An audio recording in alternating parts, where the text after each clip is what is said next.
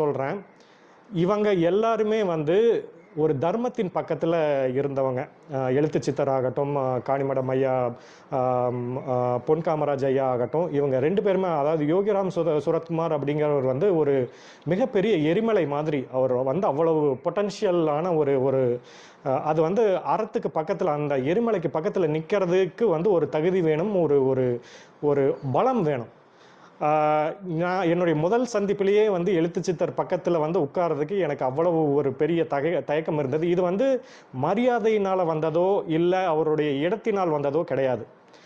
ஏன்னா அங்கே நிலவிய சூழ்நிலை வந்து அது வந்து வேற மாதிரியான ஒரு ஒரு சூழல். அவர் வந்து ஒரு பிரம்மாண்டமாக இருக்கிறார் அப்படிங்கிறது வந்து அது ஆன்மாவுக்கு தெரியுது. அவர் பிரம்மாண்டமாக இருக்கிறார், இது ஒரு வேற ஒரு விஷயம் அப்படின்னு.